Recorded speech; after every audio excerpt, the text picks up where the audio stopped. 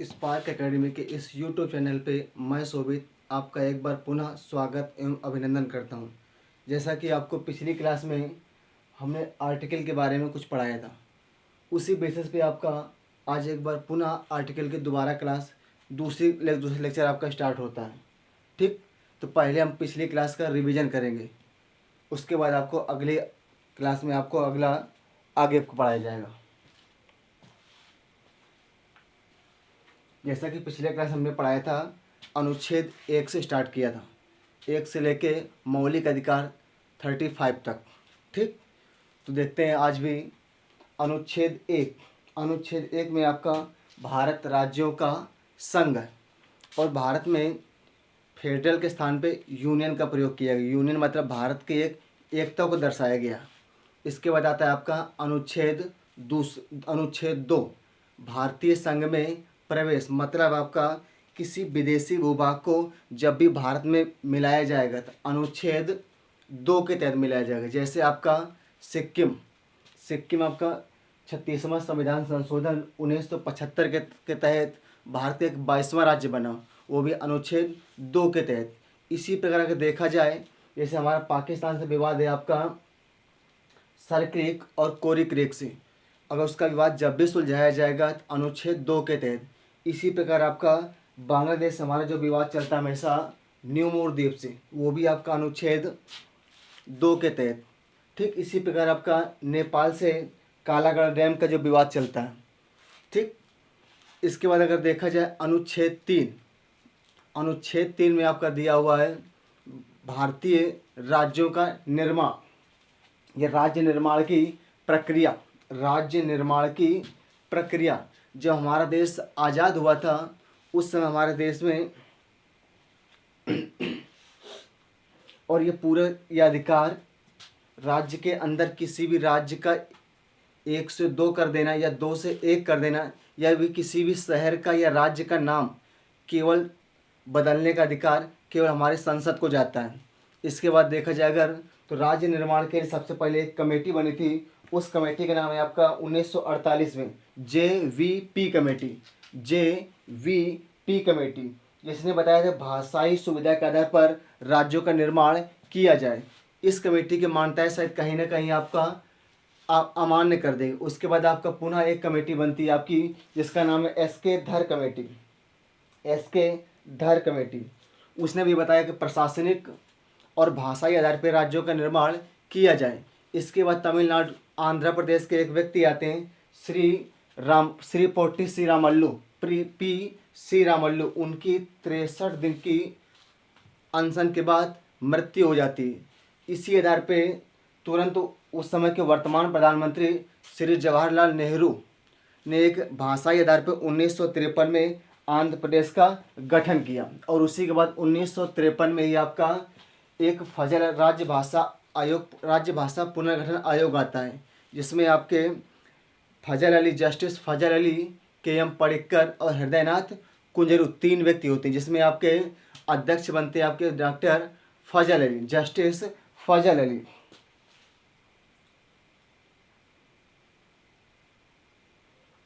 और इसके बाद इस आयोग ने भी प्रशासनिक और भाषाई आधार पर राज्यों के निर्माण की बात कही थी। इसके बाद आपका 1 नवंबर 1956 को राज्य पुनर्गठन अधिनियम के आधार पे पुनः आपका भाषाई आधार पर बनने वाला पहला राज्य आंध्र प्रदेश है। यही राज्य 1953 में ही और दोबारा आपको 1956 में भी आपका आंध्र प्रदेश होता है।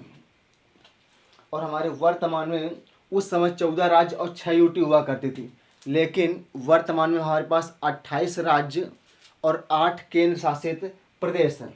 8 केंद्र शासित प्रदेश हैं। इसके बाद आपका अगर पूछे कि 15वां राज्य कब बना, तो आपका 1960 में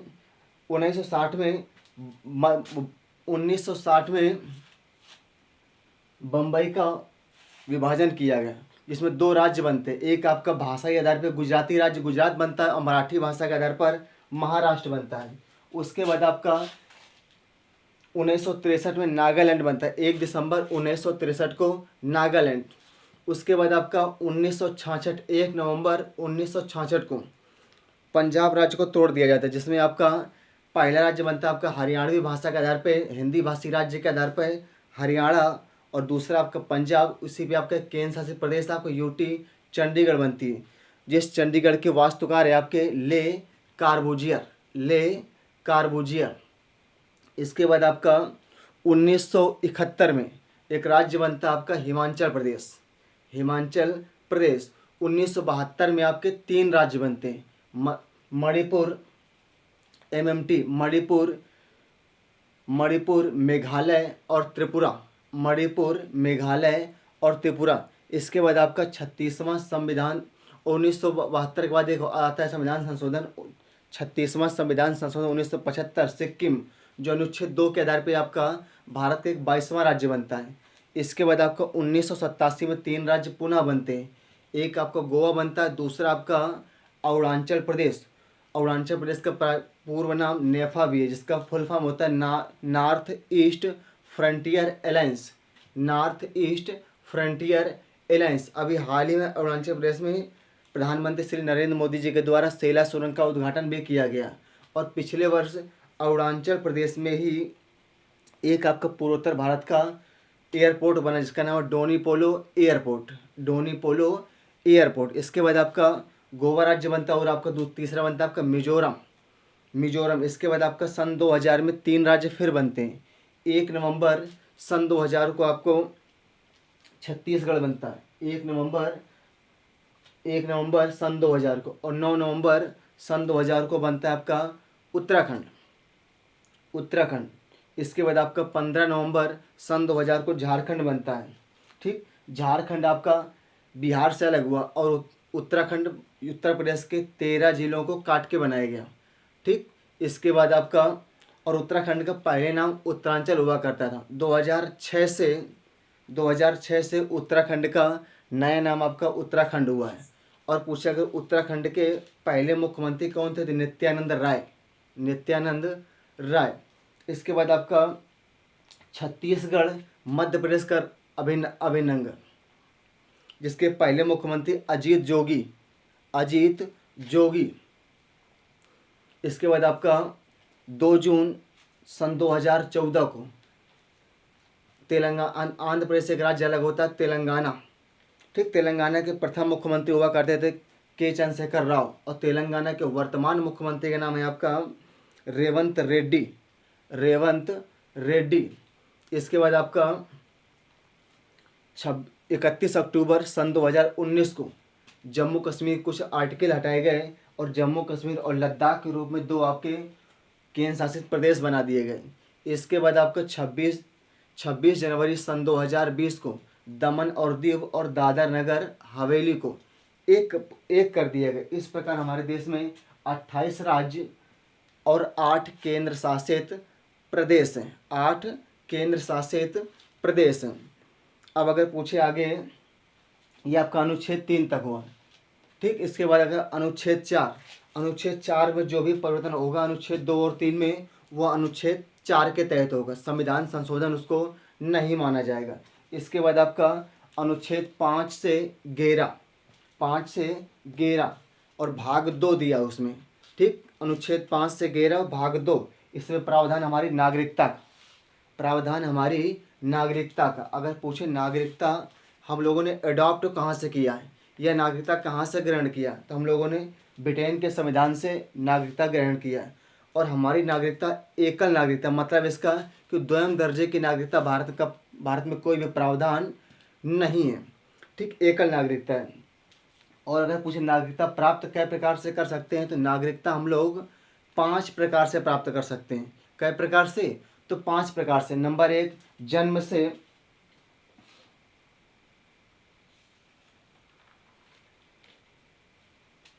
जन्म से और वंशक्रम से, पंजीकरण से और देशीकरण से, और 5वां नंबर है आपका विलय के द्वारा, ठीक। पहला आपका जन्म से, दूसरा आपका वंशक्रम से, तीसरा आपका पंजीकरण के द्वारा, और चौथा आपका देशीकरण के द्वारा, और 5वां आपका विलय के द्वारा। विलय के द्वारा मतलब आपका किसी विदेशी विभाग को भारत में मिला दिया जाए, तो उस हिस्सा के जितने भी नागरिक होंगे स्वतः भारतीय नागरिकता उनको मिल जाएगी, जैसे आपका सिक्किम। इसके बाद आपका अगर पूछे नागरिकता का हम लोग त्याग कितने प्रकार से कर सकते हैं, तो नागरिकता को त्याग 3 प्रकार से कर सकते हैं और प्राप्त 5 प्रकार से कर सकते हैं। ठीक, और नागरिकता अनुच्छेद 2(5) से 11 तक भाग 2 पे है। ठीक, इसके बाद हम लोगों ने पढ़ा था मौलिक अधिकार के बारे में, अनुच्छेद 12 से 35 तक, अनुच्छेद 12 से 35 तक मौलिक अधिकार। अगर पूछा जाए कि मौलिक अधिकार को हम लोगों ने ग्रहण कहाँ से किया है, तो अमेरिका के संविधान से, अमेरिका के रूल ऑफ लॉ से, अमेरिका के रूल ऑफ लॉ से। ठीक, हमारे वर्तमान में 6 मौलिक अधिकार हैं। जब संविधान बना था उस समय 7 मौलिक अधिकार हुआ करते थे। ठीक, एक मौलिक अधिकार संपत्ति का अधिकार, जो वर्तमान में कानूनी या फिर विधिक अधिकार बन चुका है, उसके बारे में जानेंगे आगे। ठीक, अब जैसे अनुच्छेद 12 में राज्य की परिभाषा दी हुई है। ठीक, राज्य, इस यहाँ राज्य का मतलब कोई स्टेट से नहीं है, राज्य का मतलब हमारे भारत देश से है, राज्य का मतलब भारत देश से है। इसके बाद और मौलिक अधिकार, अगर पूछे मौलिक अधिकार का अभिभावक कौन होता है, तो मौलिक अधिकार का अभिभावक सुप्रीम कोर्ट या फिर आपका हाई कोर्ट होता है। मौलिक अधिकार के हनन पे हम यहाँ दो जगह जा सकते हैं। ठीक, अनुच्छेद 12 पे आपका राज्य की परिभाषा और अनुच्छेद 13 पे आपका दिया पृथक्करण का सिद्धांत। इसका मतलब ये है कि पृथक्करण सिद्धांत से कि मौलिक अधिकार और राज्य के नीति निर्देशक सिद्धांत में अगर टकराव होता दोनों में से, तो वरीयता हमेशा मौलिक अधिकारों को दी जाएगी। इसके बाद अनुच्छेद 14 से 18 तक समता एवं समानता का अधिकार, ये आपका हुआ पहला मौलिक अधिकार। अनुच्छेद 14 से 18 तक समता एवं समानता का अधिकार। दूसरा मौलिक अधिकार है आपका अनुच्छेद 19 से 22 तक, अनुच्छेद 19 से 22 तक स्वतंत्रता का अधिकार। तीसरा है आपका अनुच्छेद 23 से 24 तक शोषण के विरुद्ध अधिकार। चौथा है आपका अनुच्छेद 25 से 28 तक धार्मिक स्वतंत्रता का अधिकार। और अगला है आपका 29 से 30 तक अल्पसंख्यक वर्गों के हितों का संरक्षण। और अगला है आपका अनुच्छेद 32 संवैधानिक उपचारों का अधिकार। अब एक एक डिटेल से पढ़ते हैं। ठीक, जैसे पहला है आपका अनुच्छेद 14, इसमें आपका समानता का अधिकार। अनुच्छेद 14 विधि के समक्ष समान अधिकार। ठीक, ये लिया हम लोगों ने ब्रिटेन से। अगला है आपका अनुच्छेद 15 धर्म, जाति, लिंग के आधार पर भेदभाव नहीं किया जाएगा। धर्म एवं जाति एवं लिंग के आधार पर भेदभाव नहीं किया जाएगा। इसी में हिंदू शब्द को परिभाषित किया गया। हिंदू शब्द का इसी में, हिंदू में आपको सिख, ईसाई और जैन को भी हिंदू माना गया।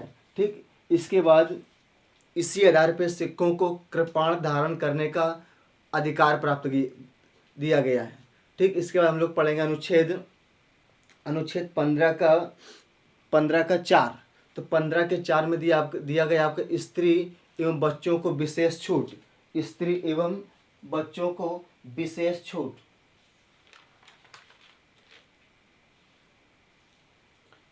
और 15 के 4 में दिया आपका अनुसूचित जाति एवं जनजाति के लिए, अनुसूचित जाति एवं जनजाति वर्गों के लिए विशेष आरक्षण। इसके बाद आपका 15 के 5 में दिया आपका ओबीसी को आरक्षण। ओबीसी निजी संस्थान में ओबीसी को आरक्षण। यह आपका लागू कब से हुआ था, तो 93वां संविधान संशोधन सन 2007 से। 93वां संविधान संशोधन सन 2007 से। इसके बाद दिया आपको अनुच्छेद 15 का 6। अनुच्छेद 15 का 6, इसमें आपका दिया गया कि ईडब्ल्यूएस इकोनॉमिक वीकर सेक्शन सामान्य वर्ग के आर्थिक रूप से पिछड़े लोगों के लिए 10% आरक्षण। ये लागू कब से हुआ था, 103वां संविधान संशोधन सन 2019 से लागू हुआ था। कब से, 103वां संविधान संशोधन सन 2019 से। इसके बाद आपका अनुच्छेद 16 लोक नियोजन में अवसर की समानता। अनुच्छेद 16 लोक नियोजन में अवसर की समानता। इसके तहत दिया गया आपका अनुच्छेद 16 के 4 में अन्य पिछड़े वर्गों को लोक सेवा में आरक्षण प्रदान किया जाएगा। अन्य पिछड़े वर्ग के लोगों को लोक सेवा में आरक्षण प्रदान किया जाएगा। इसी में आपका 16 के 4A में दिया गया आपका SC ST को पदोन्नति, SC एवं ST को पदोन्नति। अब देखो 16 के 4 में दिया गया आपका OBC को आरक्षण और 16 के 4A में दिया गया आपका SC ST को पदोन्नति और 16 के 6 में, जैसे 15 के 6 में आपका उसी प्रकार आपका 16 के 6 में EWS इकोनॉमिक वीकर सेक्शन, मतलब आपका आर्थिक रूप से कमजोर वर्ग के सामान्य वर्ग को 10% आरक्षण। ये कब से लागू हुआ आपका? तो 103वां संविधान संशोधन सन 2019 से लागू है। 103वां संविधान संशोधन सन 2019। इसके बाद आपका अनुच्छेद 17 अस्पृश्यता, अनटचबिलिटी या फिर छुआछूत का अंत, छुआछूत का अंत। ठीक, इसके बाद अनुच्छेद 18 उपाधियों का अंत, उपाधियों का अंत। लेकिन अगर वो उपाधि शिक्षा के तहत ग्रहण की गई, मतलब अगर हम PhD कर ले तो अपने नाम के आगे डॉक्टर लिख सकते हैं, लेकिन बिना वजह कोई उपाधि धारण नहीं कर सकता है। इसी आधार पे आपका भारत सरकार ने भारत रत्न, पद्म विभूषण और पद्म भूषण और पद्म श्री भी लागू किया गया है। ठीक, और इन भारत रत्न को एक बार आपको बैन भी कर दिया गया। कब? तो 1977 में, जब आपका भारत के पहले गैर कांग्रेसी प्रधानमंत्री मोरारजी देसाई बने थे, उन्होंने एक बार इसको बैन कर दिया। पुनः भारत रत्न 1980 में चालू किया गया, 1980 में। तो अगर पूछे आपसे कि भारत रत्न जब दोबारा स्टार्ट हुआ उस समय पहली बार भारत रत्न किसको दिया गया, तो उस समय एनी बेसेंट को 1980 में, क्योंकि उनको 1979 में शांति का नोबेल पुरस्कार मिला हुआ था। उसके एक साल बाद 1980 में उनको भारत रत्न दिया गया, एनी बेसेंट को। उसके बाद आपका अनुच्छेद 19 का ए में दिया गया आपका अभिव्यक्ति की आज़ादी या फिर बोलने की स्वतंत्रता। हमारी मीडिया जो बोलते हैं आपका सरकार का चौथा स्तंभ, संसद का चौथा स्तंभ, वो भी आपका 19 के ए में दिया गया। इसके तहत हम लोग 19 के ए में अभिव्यक्ति की आज़ादी या बोलने की स्वतंत्रता। लेकिन हमारे बोलने से किसी दूसरे को आहत नहीं होना चाहिए, हमारे बोलने से किसी दूसरे को आहत नहीं होना चाहिए। और भारत की अखंडता और प्रभुता के लिए भी कोई आघात नहीं होना चाहिए। राज्य की सुरक्षा के लिए भी इनको कुछ न कुछ कमज़ोर भी किया जा सकता है। ठीक, अगर इसमें दिया गया शिष्टाचार अथवा सदाचार के लिए, न्यायालय की अवमानना रोकने के लिए, किसी की मान हानि के संदर्भ में भी इसको रोका जा सकता है। अपराध को रोकने के लिए भी 19A को कहीं न कहीं कम किया जा सकता है। ठीक, इसके बाद आपका 19 के बी में, इसी के तहत आपका 19 के ए में ही आपका एक आपका आया RTI, राइट टू इन्फॉर्मेशन, बोले तो आपका सूचना का अधिकार। ये अधिनियम आपका 2004 में आया था, अधिनियम 2004 में, और लागू आपका 12 अक्टूबर सन 2005 से सूचना का अधिकार। ठीक, राइट टू इन्फॉर्मेशन। इसके बाद 19 का बी में आपका कि बिना किसी हथियार से शांतिपूर्ण तरीके से सभा करने का अधिकार 19 के बी में दिया हुआ है। ठीक, और 19 के सी में संगठन बनाने की स्वतंत्रता, और 19 के डी में आपको कहीं भी घूमने की स्वतंत्रता, कहीं भी घूमने की स्वतंत्रता, और 19 के डी में आपको घूमने की स्वतंत्रता, और 19 के ई में आपका दिया हुआ है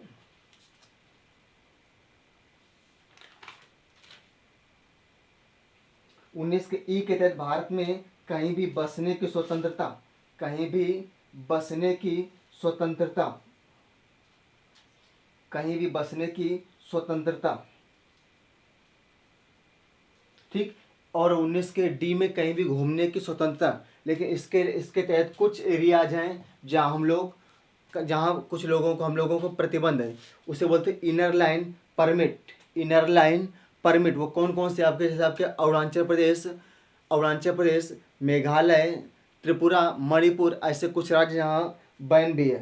ठीक, इसके बाद आपका 19 के जी में 19 के जी में आपका कहीं भी भारत के अंदर लीगल तरीके से व्यापार करने की स्वतंत्रता। और 19 का यह आपका जो था वो आपका संपत्ति का अधिकार कैंसिल हो चुका है। कब से खत्म है आपका? तो ये आपका 44वां संविधान संशोधन 1978, 44वां संविधान संशोधन 1978, 44वां संविधान संशोधन 1978।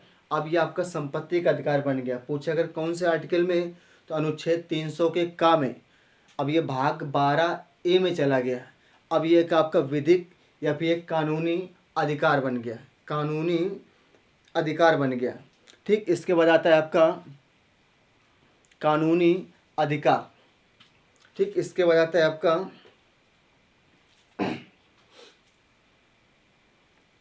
अनुच्छेद 20 दोष सिद्धि से संरक्षण, दोष सिद्धि से संरक्षण। 20 के फर्स्ट में दिया गया आपका एक अपराध के लिए एक ही सजा, या फिर पहले में दिया गया आपका उस समय लागू कानून के आधार पर सजा। 20 के फर्स्ट में आपका उस समय लागू कानून के आधार पर सजा। जैसे अगर कोई हम आज अपराध कर दें और उसकी सज़ा अगर 5 वर्ष है, तो सज़ा अगर हमें 4-5 साल बाद वो मिलती है तो हमको 5 वर्ष ही मिलेगी, चाहे आज की सज़ा क्यों ना कुछ दिन बाद कम कर दी जाए, लेकिन जो नियम आज है उसी की सज़ा हमको 4-5 साल बाद मिलेगी।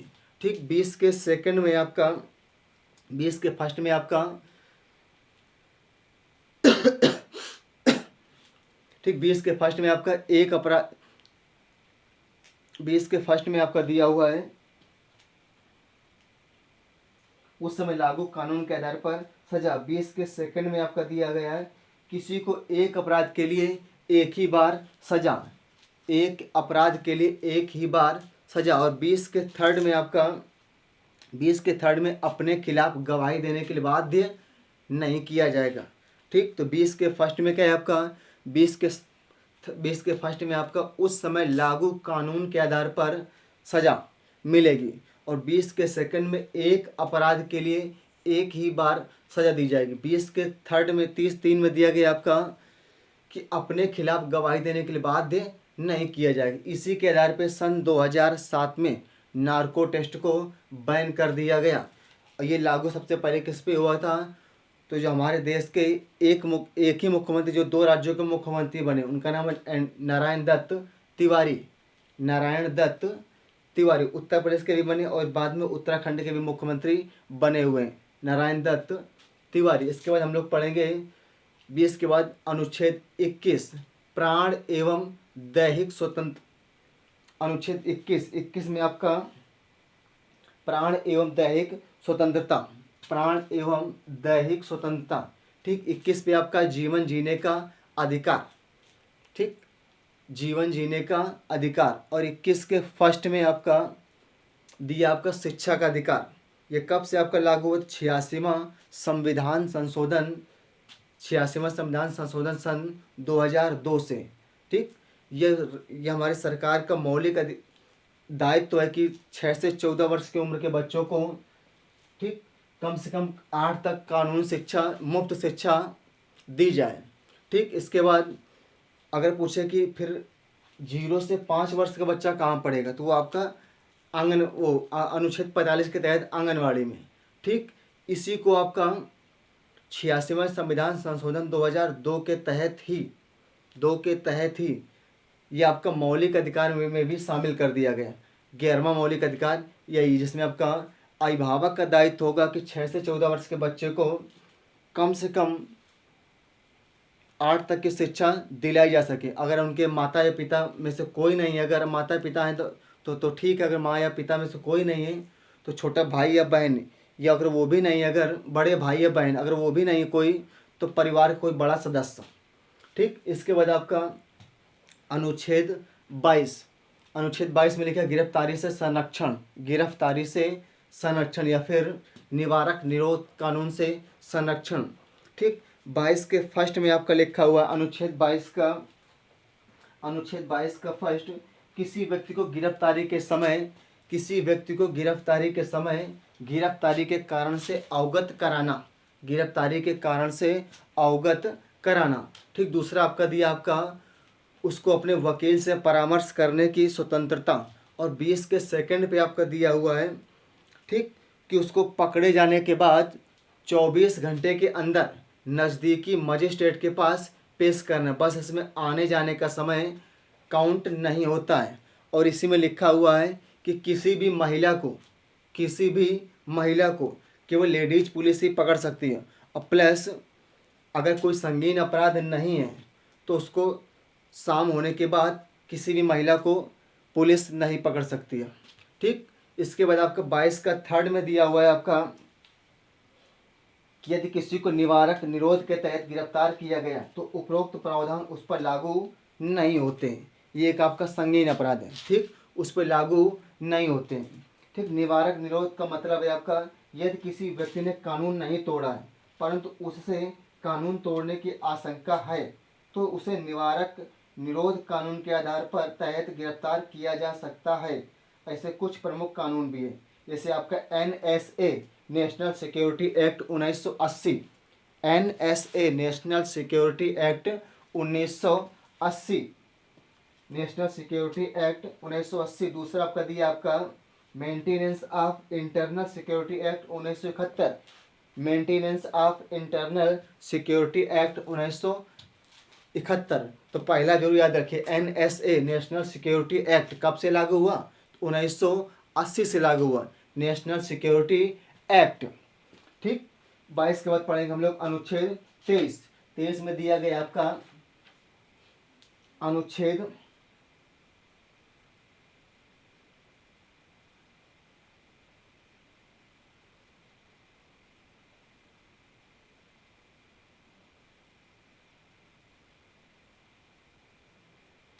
ठीक, अनुच्छेद 23 में दिया गया आपका कि मानव बलात्श्रम या मानव दुर्व्यापार से संरक्षण। ठीक, इसी में दिया गया आपका बंधुआ मजदूरी। ये कब से लागू हुआ बंधुआ मजदूरी? 1976 से मानव देह व्यापार और बलात्श्रम से संरक्षण के विरुद्ध कानून। अगला दिया गया आपका अनुच्छेद 24, किसी भी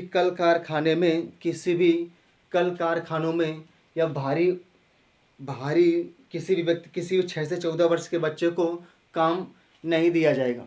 ठीक, किसी भी कारखाने में 6 से 14 वर्ष के बच्चे को काम से नहीं दिया जाएगा। ठीक, अगला इसी के तहत आपका 10 अक्टूबर 2006 से बाल श्रम उन्मूलन कानून लागू किया गया। इसी के तहत 10 अक्टूबर 2006 से, कब से? तो 10 अक्टूबर सन 2006 से बाल श्रम कानून अधिनियम। इसके तहत आपका अभिभावक की भी जिम्मेदारी है कि अपने बच्चे से ज़्यादा भारी काम ना करवाए। 6 से 14 वर्ष के बच्चों के लिए घरेलू कार्यों के लिए भी प्रतिबंधित कर दिया गया। प्रतिबंध कब से? 10 अक्टूबर सन 2006 से। इसके बाद पढ़ेंगे हम लोग धार्मिक स्वतंत्रता का अधिकार। पहला है आपका अनुच्छेद 25, किसी भी धर्म को अबाध रूप से बिना किसी दबाव के मानने की स्वतंत्रता। बस हमारे पास कोई दबाव नहीं, हम हिंदू है तो मुसलमान बन सकते हो, मुसलमान है तो हिंदू, सिख है तो आपका हिंदू बन सकता है, हिंदू है तो आपके ईसाई क्रिश्चियन, लेकिन किसी का बाहरी दबाव नहीं होना चाहिए। ठीक, अगला है आपका अनुच्छेद 26, अपने धर्म की प्रचार करने की स्वतंत्रता। अनुच्छेद 26 अपने धर्म की प्रचार करने की स्वतंत्रता। अनुच्छेद आपका 27, किसी भी धर्म को बढ़ावा देने के लिए सरकार सब्सिडी नहीं देगी। इसी के तहत आपका हज जाने के लिए यूपी सरकार ने सब्सिडी बैन कर दिया है। ठीक, अगला आपका अनुच्छेद आपका 28, अनुच्छेद 28 में आपका किसी राज्य द्वारा या भारत सरकार द्वारा मान्यता प्राप्त विश्वविद्यालय में, भारत सरकार द्वारा मान्यता प्राप्त विश्वविद्यालय में धार्मिक शिक्षा नहीं दी जाएगी। अगर वो विद्यालय ट्रस्ट द्वारा चल रहा है तो उस विद्यालय में धार्मिक शिक्षा दी जा सकती है, जैसे आपका मदरसा। ठीक, इसीलिए मदरसा में आपका धार्मिक शिक्षा दी जाती है, क्योंकि वो स्वतः उनके ट्रस्ट के द्वारा चलता है। ठीक, लेकिन राज्य द्वारा मान्यता प्राप्त विश्वविद्यालय में धार्मिक शिक्षा नहीं दी जाएगी। अगला है आपका अनुच्छेद 29। अनुच्छेद 29 अल्पसंख्यक वर्ग अपनी संस्कृति को बचाए रखने का संरक्षण रखती है। अनुच्छेद 29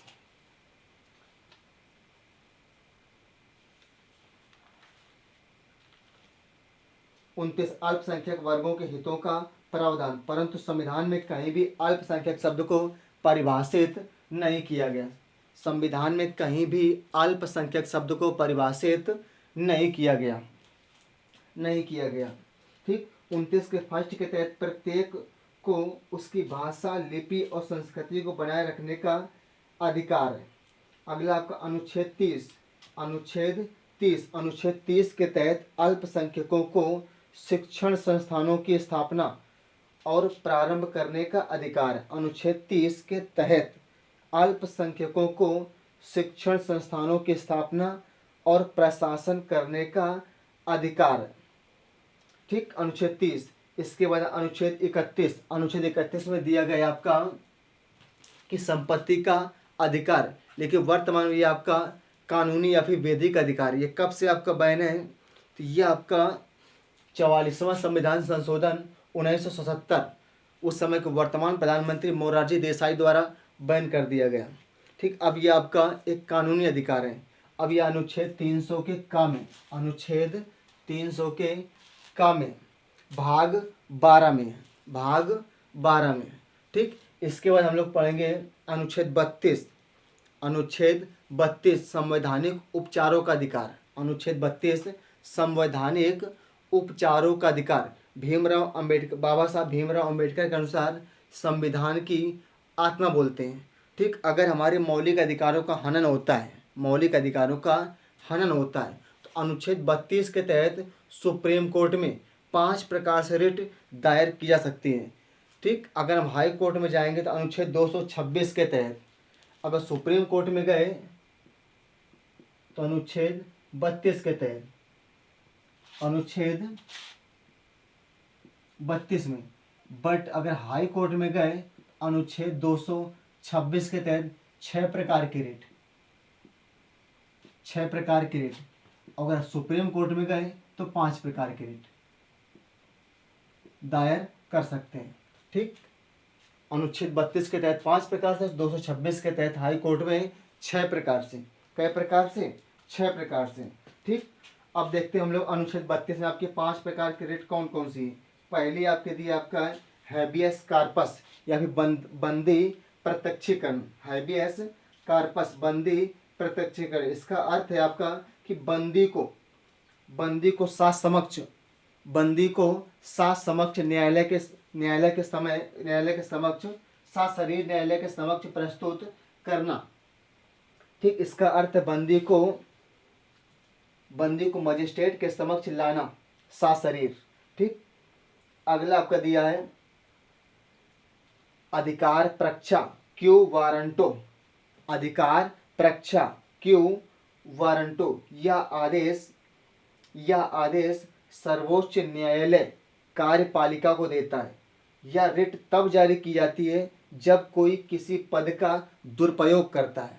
ठीक, दूसरा क्या है आपका क्यू वारंटो या फिर अधिकार प्रक्षा, जब कोई अपने अधिकार का गलत तरीके से यूज करता है तब ये दायर की जाती है। यह आदेश सर्वोच्च न्यायालय कार्यपालिका को देता है। यह रिट तब जारी की जाती है जब कोई किसी पद का दुरुपयोग मतलब गलत तरीके से यूज करता है।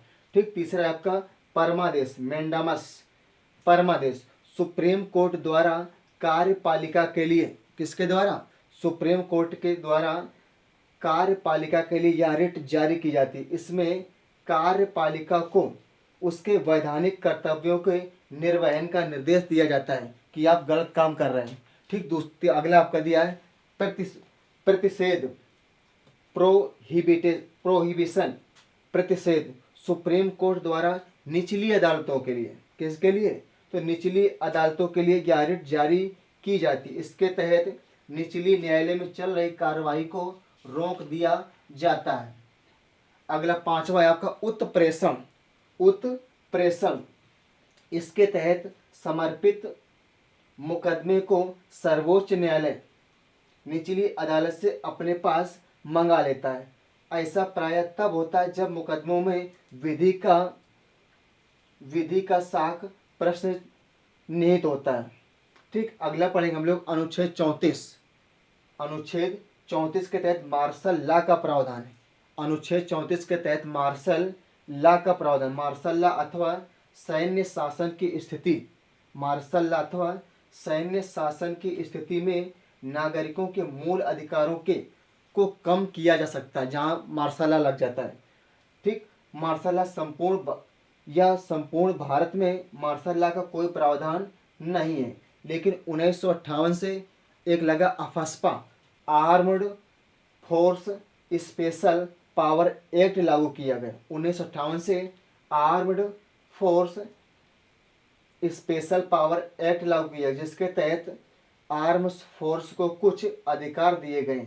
वर्तमान में अफस्पा निम्न राज्यों में लागू: असम, अरुणाचल प्रदेश, मेघालय, मणिपुर और मिजोरम। कब से लागू है आपका अफस्पा? तो 1958 से। ठीक, हम लोगों ने पढ़ लिया मौलिक अधिकार तक। अब हम पढ़ेंगे आज राज्य के नीति निर्देशक सिद्धांत। राज्य के नीति निर्देशक सिद्धांत।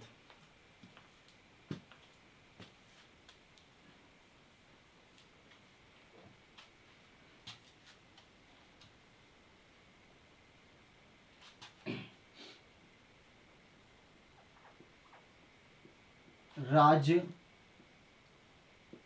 के नीति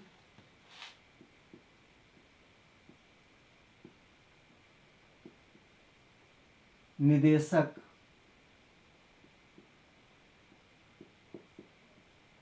सिद्धांत।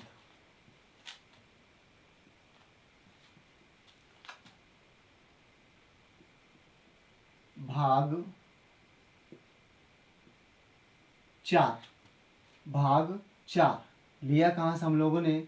तो आयरलैंड से।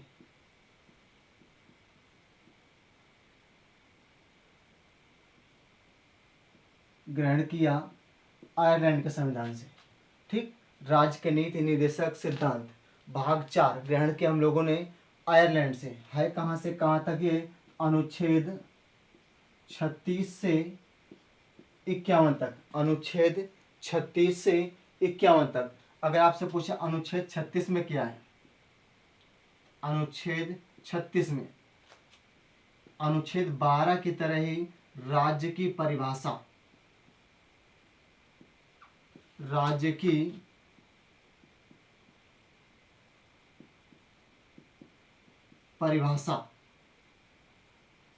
की परिभाषा अनुच्छेद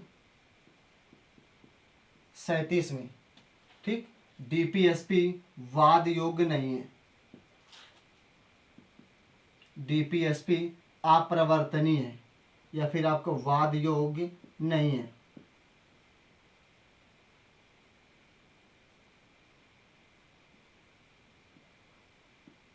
वाद योग्य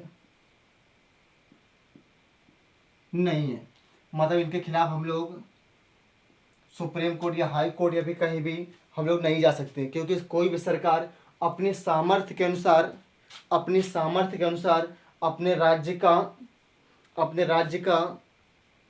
मतलब एक तरह से बोले जाए अगर अपने राज्य को सुविधाएं प्रदान करती है अपने सामर्थ्य के अनुसार। ठीक, अगला अनुच्छेद 38 इसमें लिखा हम एक लोक कल्याणकारी राज्य बनाएंगे। हम एक लोक कल्याणकारी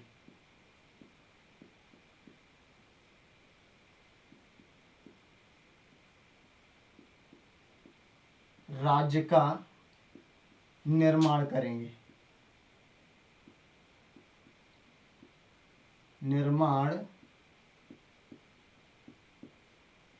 करेंगे। ठीक, अगला आपका अनुच्छेद 39 ए।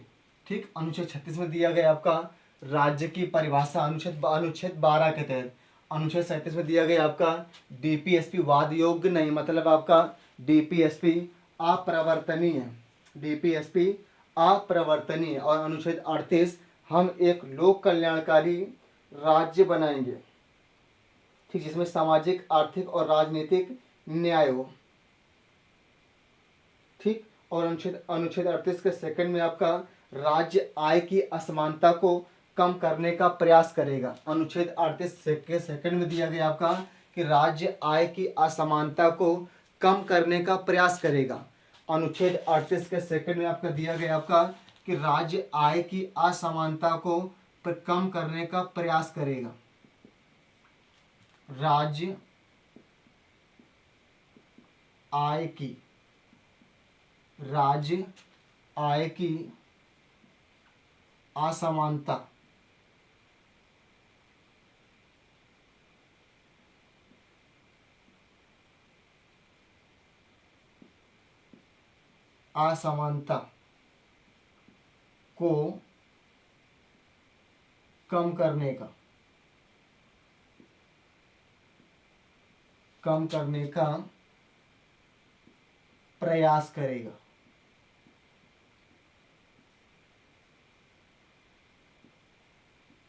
का प्रयास करेगा।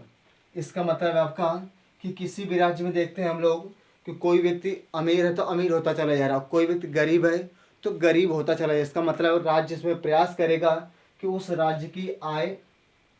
राज्य आय की असमानता को कम करने का प्रयास करेगा। यहाँ राज्य का मतलब देश से भी है। ठीक, अगला हम लोग पढ़ेंगे अनुच्छेद 39 का ए। इसमें लिखा स्त्री एवं बच्चों को विशेष छूट। 39 में लिखा स्त्री एवं बच्चों को विशेष छूट। स्त्री पुरुष सभी को आजीविका के पर्याप्त साधन उपलब्ध कराए जाएंगे। ठीक,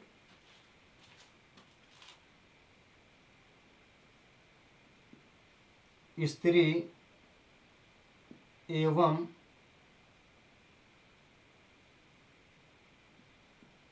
बच्चों को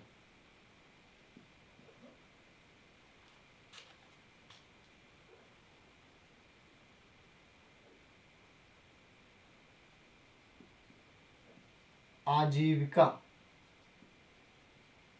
के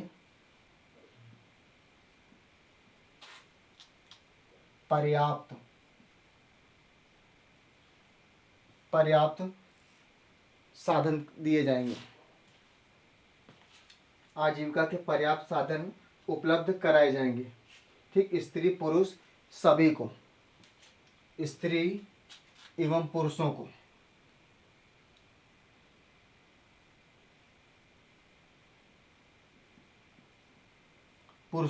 आजीविका के पर्याप्त साधन उपलब्ध कराए जाएंगे। अगला 39 के फर्स्ट में दिया गया आपका स्त्री एवं बच्चों को विशेष प्रावधान। स्त्री एवं बच्चों को विशेष प्रावधान। ठीक, 39 के फर्स्ट में लिखा गया आपका समान न्याय, मतलब विधिक। अनुच्छेद 39 के ए में, ठीक, निःशुल्क एवं विधिक सहायता।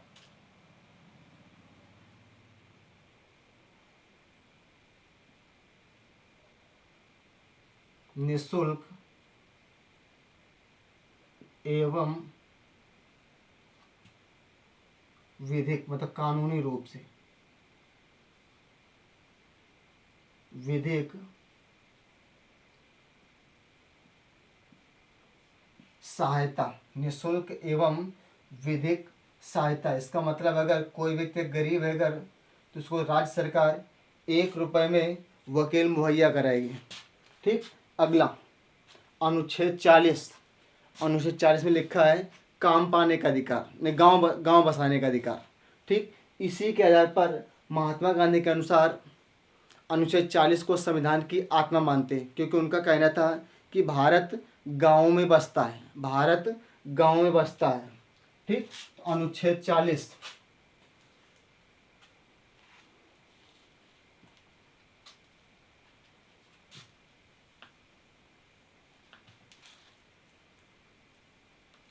अनुच्छेद 40 हम लोग एक बार पहले से पढ़ लेते फिर से एक बार। अनुच्छेद 36 राज्य की परिभाषा। अनुच्छेद 37 डीपीएसपी या फिर राज्य के नीति निर्देशक सिद्धांत वाद योग्य नहीं है, मतलब अपरिवर्तनीय है। इसमें सरकार के खिलाफ हम लोग न्याय सुप्रीम कोर्ट या हाई कोर्ट नहीं जा सकते हैं। अनुच्छेद 38 हम एक लोक कल्याणकारी राज्य बनाएंगे। अनुच्छेद 38 में हम एक लोक कल्याणकारी राज्य बनाएंगे। और 38 के सेकंड में आपका राज्य आय की असमानता को कम करने का प्रयास करेगा। ठीक, अगला अनुच्छेद 39 स्त्री एवं पुरुषों को आजीविका के पर्याप्त साधन उपलब्ध कराए जाएंगे। अनुच्छेद 39 का एवं निःशुल्क एवं विधिक सहायता, निःशुल्क एवं विधिक सहायता। अगला आपका अनुच्छेद 40 में गांव बसाने का अधिकार। जब गांव बस गया आपका, अनुच्छेद 41 में, अनुच्छेद 41 में, अनुच्छेद 41 में काम पाने का अधिकार। और अनुच्छेद 42 में आपका महिला प्रसूति जो आपको चलती एम्बुलेंस, ठीक, 102 जो डायल करते हैं, और एक्सीडेंट के लिए 108 नंबर, ठीक। तो एम्बुलेंस जो चलती है आपकी प्रसूति के लिए, अनुच्छेद 42 के तहत, ठीक। अगला आपका अनुच्छेद 43 निर्वाह योग्य मजदूरी, निर्वाह योग्य मजदूरी। अनुच्छेद 44 समान सिविल संहिता या यूनिफॉर्म सिविल कोड। अगर पूछे सबसे पहले कहाँ लागू थी तो गोवा में, लेकिन संविधान संशोधन करके सबसे पहले कहाँ लागू हुई है तो उत्तराखंड में, क्योंकि उत्तराखंड के चुनाव होने से पहले वहाँ के उप मुख्यमंत्री उस समय, वर्तमान समय के मुख्यमंत्री पुष्कर सिंह धामी ने ऐलान किया था अगर हम चुनाव जीते तो हम अपने राज्य में समान सिविल कोड को लागू करेंगे। और उनका जब चुनाव जीत गए उनकी सर पार्टी ने, तो उसको लागू भी किया है, ठीक। इसके बाद आपका अनुच्छेद 45 549 तो नवजात शिशु मतलब आपका आंगनबाड़ी, ठीक। इसके बाद आपका अनुच्छेद 46 SC ST से अति पिछड़े हुए लोग, SC ST से अति पिछड़े हुए लोगों के लिए। इसके बाद आपका अनुच्छेद 47 धूम्रपान मद्य निषेध, ठीक। इसी के तहत आपको स्वास्थ्य का भी भारत सरकार ध्यान रखती है। जो आपका हेल्थ कार्ड बनता है 5 लाख का, वो भी आपका अनुच्छेद 47 के तहत। अगला आपका अनुच्छेद 48, अनुच्छेद 48, तो अनुच्छेद 48 में दिया गया आपका कि दुधारू पशुओं को कटने से रोकना, दुधारू पशुओं को कटने से रोकना। अनुच्छेद 48A ये आपका 42वां संविधान संशोधन 1976 से आपका लागू किया गया आपका कि वनों को कटने से रोकना या पर्यावरण का विशेष ध्यान रखना 48A पर। इसके बाद आपका अनुच्छेद 49, ठीक, भारतीय विरासत की रक्षा करना, भारतीय विरासत की रक्षा करना। अनुच्छेद 50 कार्यपालिका का न्यायपालिका से पृथक्करण, अलगाव। और अनुच्छेद 51 विदेश नीति, कौन सी नीति हमारी, अनुच्छेद 51 दिया गया आपका विदेश नीति, अंतर्राष्ट्रीय शांति। कोई भी हमारे समझौता भारत देश का अगर होता है किसी भी देश के साथ, अनुच्छेद 51 के तहत, अनुच्छेद 51 के तहत, ठीक। ये आपका हो गया पूरा आपका DPSP, ठीक। हम लोगों ने पढ़ा कहाँ था 39 तक। अगला क्या है आपका अनुच्छेद 40 गांव बसने का अधिकार, ठीक। अनुच्छेद 41 अनुच्छेद हम एक गांव बसाएंगे। दूसरा क्या है आपका काम पाने का अधिकार। अनुच्छेद 42 महिला प्रसूति, इसी में आती है एम्बुलेंस 102 नंबर, 102, ठीक। अगला है आपका अनुच्छेद 44 समान सिविल संहिता जो गोवा में लागू सबसे पहले, ठीक। अगला है आपका अनुच्छेद 45 549 तो नवजात शिशु मतलब बोलता आपका आंगनवाड़ी, ठीक। अगला है आपका अनुच्छेद 46 SC ST से अति पिछड़े हुए लोग। अगला है आपका अनुच्छेद 47 धूम्रपान मद्य निषेध, ठीक। इसी में आपका खाने के लिए भी आता है। अगर व्यक्ति शारीरिक रूप से कमज़ोर है अगर, तो ये गांव के प्रधान की जिम्मेदारी होगी उसे भोजन दिलाया जाए। अगर प्रधान नहीं तो आपका कोई शहर का मेयर, ठीक। अगला आपका अनुच्छेद 48 दुधारू पशुओं को कटने से रोकना। अगला आपका 48 का A अनुच्छेद, ये आपका लागू कब से है आपका तो 42वां संविधान संशोधन 1976 से लागू है। इसमें आपका पर्यावरण का विशेष ध्यान, पर्यावरण का, और वर्तमान हमारी पर्यावरण में पूरे विश्व में रैंक हमारी 176वीं रैंक है, 180 देशों में 176वीं रैंक है। ठीक, अगला आपका अनुच्छेद 49, अनुच्छेद 49, हम भारतीय विरासत की रक्षा करेंगे। अगला आपका अनुच्छेद 50, कार्यपालिका का न्यायपालिका से पृथक कर अलगाव। अगला है आपका हमारी विदेश नीति, अनुच्छेद 51।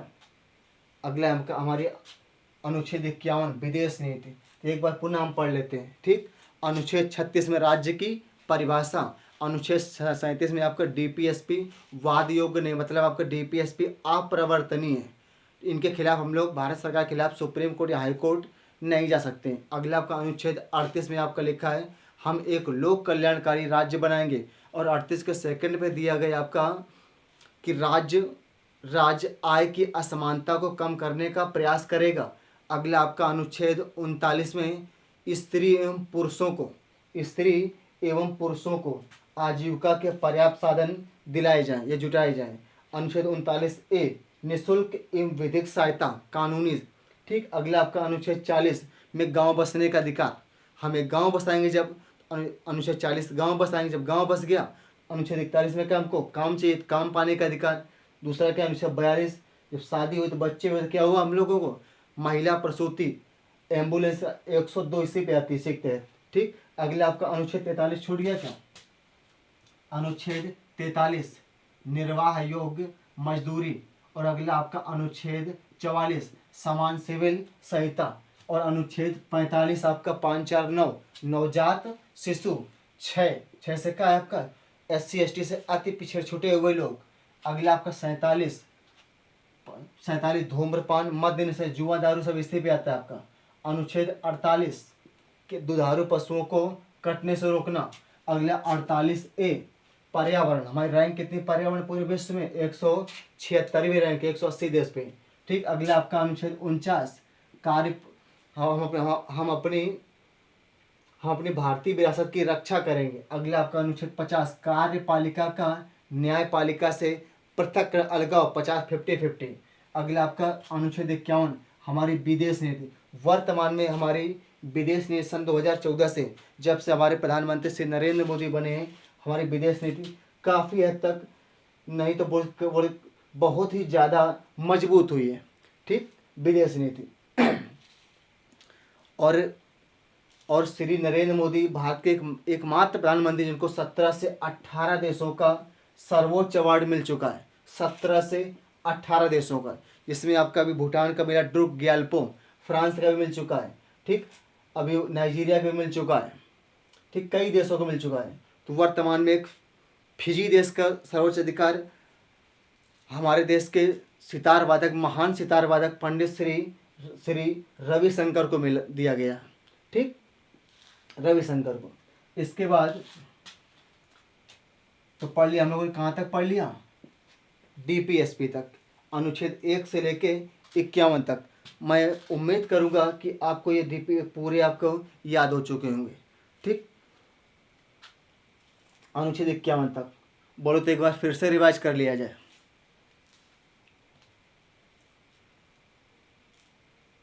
जैसा कि अब अनुच्छेद 1 पहले भाग 1 में 1 से 4 तक दिया गया। अनुच्छेद 1 में क्या दिया गया आपका, भारत राज्यों का संघ है। अनुच्छेद 2 में क्या आपका, भारतीय संघ में प्रवेश या फिर किसी विदेशी भूभाग को भारत के अंदर प्रवेश अनुच्छेद 2 के तहत मिलता है। अगला आपका अनुच्छेद 3, ठीक, राज्य निर्माण की प्रक्रिया, अनुच्छेद 3, और ये अधिकार दिया किसको गया, केवल आपको संसद को, किसी भी राज्य का नाम परिवर्तन करना केवल काम संसद का है। जैसे वर्तमान में आपका औरंगाबाद का नाम संभाजी नगर कर दिया गया, तो अनुच्छेद इस संसद के द्वारा किया गया। ठीक, जैसे आपका अहमदनगर का नाम वर्तमान में अहिल्याबाई नगर कर दिया गया। ठीक, अगला अनुच्छेद 3, और अनुच्छेद 3 के तहत ही आपका पहले एक कमेटी बनी आपकी JVP कमेटी 1948 में, अगली बनी आपकी SK धर कमेटी। ठीक, इसके बाद आपका 1953 बनती है आपकी 1953 में आपके जस्टिस फजल अली आयोग, राज्य पुनर्गठन आयोग, जिसमें 3 सदस्य शामिल होते। पहले कौन कौन से, जस्टिस फजल अली, दूसरे आपके हृदयनाथ कुंजरू, तीसरा आपके KM पडिक्कर जिसके अध्यक्षता करते हैं जस्टिस फजल अली। इन्हीं के आधार पर राज्य पुनर्गठन अधिनियम में पहला राज्य बनने वाला राज्य आपका आंध्र प्रदेश 1 नवंबर 1960 को। इसके बाद आप 1956 को सॉरी इसके बाद आपको 1960 में आपको महाराष्ट्र और गुजरात बने। अगला 1963 में आपका नागालैंड बनता है। 1966 में आपका हरियाणा और पंजाब बनता है, चंडीगढ़ UT बनती है। इसके बाद आपका 1971 में हिमाचल प्रदेश बनता है। इसके बाद आपका 1972 में मणिपुर, मेघालय और त्रिपुरा बनता है। और 1975 में आपका सिक्किम बनता है। 1987 में आपका गोवा, अरुणाचल प्रदेश और आपका मिजोरम बनता है। और सन 2000 में आपका छत्तीसगढ़, उत्तराखंड और आपका झारखंड बनता है। सन 2014 पे आपका तेलंगाना बनता है। और सन 2020 पे आपका जम्मू कश्मीर और लद्दाख को आपको अलग अलग कर दिया जाता है इस सन 2019 पे। और सन 2020 पे आपका दमन दीव और दादरा नगर हवेली को एक कर दिया जाता है। ये सब काम केवल हमारी संसद को दिया जाता है। ठीक, इसके बाद आप हम लोग पढ़ेंगे भाग दो अनुच्छेद 5 से 11 नागरिकता प्राप्त कर सकते हैं 5 प्रकार से। 5 से 5 प्राप्त करना 5 प्रकार से। जैसे आपका पहला आपका जन्म से, ठीक, दूसरा आपका वंशक्रम से, दूसरा आपका ऐसे आपके 5 प्रकार से। त्याग हम लोग 3 प्रकार से कर सकते हैं, त्यागना 3 प्रकार से। इसके बाद हम लोग पढ़ेंगे मौलिक अधिकार भाग 3 जो दिया गया अनुच्छेद 12 से 35 तक। ठीक, अनुच्छेद 12 में राज्य की परिभाषा, 13 में आपका पृथक्करण का सिद्धांत, 14 में आपका समानता का अधिकार, 15 में आपका धर्म, जाति, वंश के आधार पर भेदभाव नहीं किया जाएगा, लिंग के आधार पर भेदभाव नहीं किया जाएगा। अगला आपका अनुच्छेद 16 लोक नियोजन में अवसर की समानता। अगला आपका 17 में दिया गया आपका अनुच्छेद 17 में आपका छुआछूत से अंत। अगला आपका अनुच्छेद 18 उपाधियों का अंत, लेकिन भारत रत्न और पद्म भूषण, पद्मश्री ये लागू है आपके। इनको पहली बार आपको 1977 में मोरारजी देसाई की सरकार ने बैन किया था। ठीक, इसके बाद आपका हम लोग पढ़ेंगे अनुच्छेद 19 का ए में आपका अभिव्यक्ति किया जाती है, बोलने की स्वतंत्रता, मीडिया इसी में आती है।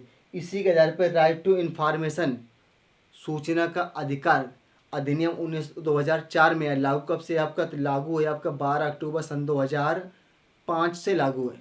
ठीक, अगला 19 का बी में, 19 के ए में दिया गया आपका बोलने की स्वतंत्रता, 19 के बी में आपका सभा करने की स्वतंत्रता, लेकिन बिना किसी हथियार के एवं शांतिपूर्ण तरीके से करने की स्वतंत्रता। अगला 19 के सी में आपका संगठन बनाने की स्वतंत्रता। 19 के डी में भारत के अंदर कहीं भी आप घूमने की स्वतंत्रता। ठीक, 19 के ई में भारत के अंदर कहीं भी बसने की स्वतंत्रता। बस कुछ है जैसे इनर लाइन परमिट ILP बोलते हैं, उसके तहत आपका अरुणाचल प्रदेश है, मणिपुर है, मिजोरम है, यहाँ जाने पर थोड़ा प्रतिबंध है। ठीक, इसके बाद 19 का जी में भारत के अंदर लीगल तरीके से कोई भी व्यापार करने का अधिकार मिलता है। इसी के तहत हमारे फुटपाथ में जो लगाते हैं रेहड़ी पटरी में लोग, 19 के जी के तहत ही लगाते हैं। ठीक, इसके बाद हम लोग पढ़ेंगे अनुच्छेद 20 दोष सिद्धि से संरक्षण। हाँ, एक बात भूल गए, बात यह है आपका कि इतने अनुच्छेदों में से पूरे मौलिक अधिकार में कितने मौलिक अधिकार केवल विदेशियों को प्राप्त नहीं है, केवल भारतीयों को प्राप्त है। वो है आपके 15, 16, 19 और 29 और 30। ये किसी विदेशी को प्राप्त नहीं है, केवल भारतीयों को 5 है। ठीक, 15, 16, 19, 29, 30 ये विदेशियों को प्राप्त नहीं, ये केवल भारतीयों को प्राप्त है। और ये इनमें से कौन से अनुच्छेद है जो आपको राष्ट्रीय आपातकाल या राष्ट्रपति शासन के लगने के बाद भी निलंबित नहीं किए जा सकते हैं? वो केवल आपके 20 और 21 हैं, अनुच्छेद 20 और 21 हैं। ठीक, हम लोग पढ़ेंगे अनुच्छेद 20 दो सिद्धि से संरक्षण।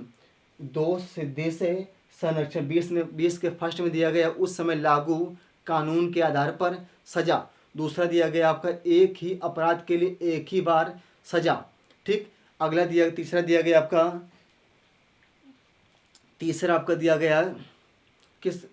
कि अपने खिलाफ गवाही देने के लिए बाध्य नहीं किया जाएगा। इसी के आधार पर पुलिस आपको प्रताड़ित नहीं कर सकती है। ठीक, इसी के तहत आपको नार्को टेस्ट को सन 2007 से बैन कर दिया गया। नार्को टेस्ट सन 2007 से बैन कर दिया गया। ठीक, इसके बाद हम लोग पढ़ेंगे अनुच्छेद 21 में आपका जीवन जीने का अधिकार। इसी के तहत आपका इसमें इसी को बोलते हैं निजता का अधिकार। ठीक, निजता का अधिकार, राइट टू प्राइवेसी। ठीक, इसी के तहत विदेश जाने का भी अधिकार है। इसी के तहत 1977 में मेनका गांधी का पासपोर्ट जब्त कर लिया गया था। उन्होंने सरकार के खिलाफ याचिका दायर की और जीत गई।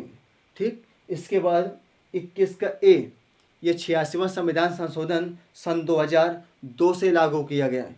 ठीक, सन 2002 में एक नारा है, सब पढ़े सब बढ़े, ये सर्व शिक्षा अभियान।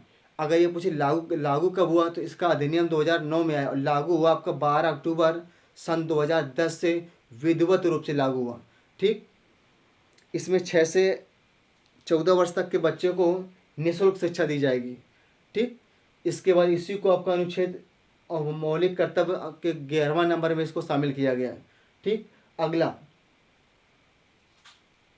11वें नंबर पर इसको शामिल किया गया 21। ठीक, इसके बाद आपका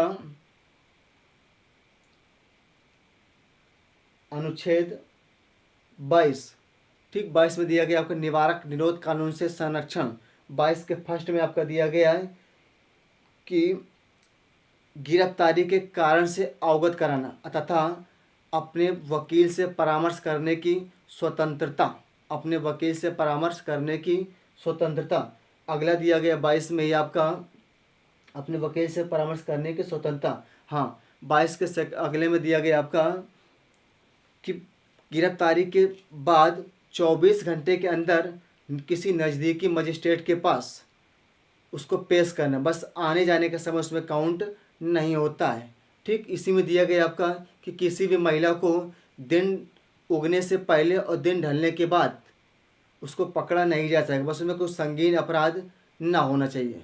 ठीक, इसके बाद आपका अनुच्छेद 23 बेगार प्रथा, बंधुआ मजदूरी और मानव दुर्व्यापार और बलात् श्रम से निजात।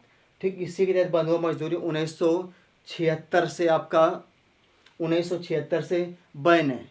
ठीक, अगर अनुच्छेद 21 के ए में देखा जाए अगर, तो आपका शिक्षा नीति भारत में अभी तक केवल 3 बार आई है। शिक्षा नीति भारत में अभी तक 3 बार। पहली कब आई थी, तो पहली शिक्षा नीति 1968 में। दूसरा 8 को इधर कर दीजिए। दूसरी शिक्षा नीति आपका 1986 में। अगले से 34 जोड़ दीजिए, तो अगली शिक्षा नीति आई थी 2020 में। इसे बोलते हैं कौन सी समिति, आपके कस्तूरी रंगन समिति। न्यू एजुकेशन पॉलिसी कस्तूरी रंगन समिति। पहली कब आई शिक्षा नीति हमारी भारत में 1968 में। दूसरी कब आई 1986 में। तीसरी कब आई 2020 में, सन 2020 में। ठीक, अगला अनुच्छेद 24 किसी भी कारखाने में 6 से 14 वर्ष के बच्चे को भारी काम नहीं दिया जाएगा। अगला इसी के तहत आपका 10 अक्टूबर सन 2006 से घरेलू मामले में भी अभिभावक अपने बच्चे से भारी काम नहीं ले सकता 6 से 14 वर्ष तक की उम्र के। ठीक, अगला अनुच्छेद 25 किसी भी धर्म को आबाद रूप से मतलब बिना किसी दबाव के मानने की स्वतंत्रता। अगला अनुच्छेद 26 अपने धर्म की प्रचार करने की स्वतंत्रता। अनुच्छेद 27 किसी भी धर्म को प्रचार के लिए या बढ़ावा देने के लिए सरकार सब्सिडी नहीं देगी।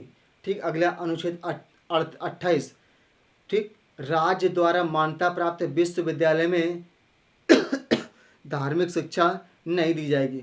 अनुच्छेद 29 अल्पसंख्यक वर्गों के हितों का संरक्षण। इसमें अल्पसंख्यक वर्ग संविधान में कहीं भी परिभाषित नहीं किया गया।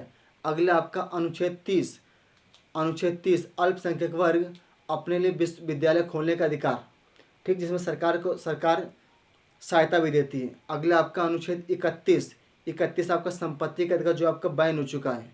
ठीक, अगला आपका अनुच्छेद 32 भीमराव अम्बेडकर के अनुसार इसे संविधान की आत्मा बोलते। इसमें लिखा है आपका संवैधानिक उपचारों का अधिकार। अनुच्छेद 32 के तहत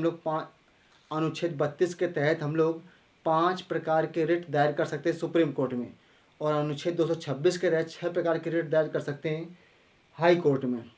ठीक, अगला आपका अनुच्छेद 34 आपका मार्शल लॉ कोर्ट। ठीक, मार्शल लॉ ये भारत के कुछ ही राज्यों में लागू, जैसे अरुणाचल प्रदेश, मणिपुर, असम, त्रिपुरा, इन जगह ये लागू है। इसी के तहत देखा 1958 में एक आया था AFSPA, armed special power act या armed force special power act, AFSPA, ये 1958 से लागू है। ठीक, अगला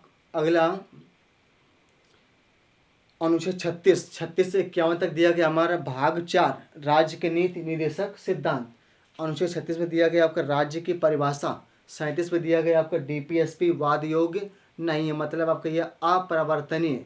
अगला अनुच्छेद 38 हम एक लोक कल्याणकारी राज्य का निर्माण करेंगे। अगला अनुच्छेद 38 का सेकंड राज्य आय की असमानता को कम करने का प्रयास करेगा। अगला आपका 39 स्त्री एवं पुरुषों को आजीविका के पर्याप्त साधन प्रदान करना। अगला अनुच्छेद 39 का निःशुल्क एवं विधिक सहायता। अगला 40 में हम लोग एक गांव बसाएंगे। ठीक, अगला 41 में काम पाने का अधिकार। ठीक, काम पाने का अधिकार।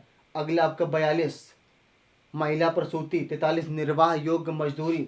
इसी के तहत हमारे देश में सन 2005 से क्या लागू है आपका नरेगा। ठीक, अब नरेगा को मनरेगा कब किया गया आपका, तो 2009 से मनरेगा किया गया। ठीक, अब नरेगा जब लागू हुआ था भारत के मात्र 200 जिलों से। ठीक, और 2006 से 2 फरवरी 2006 से संपूर्ण भारत में लागू कर दिया गया।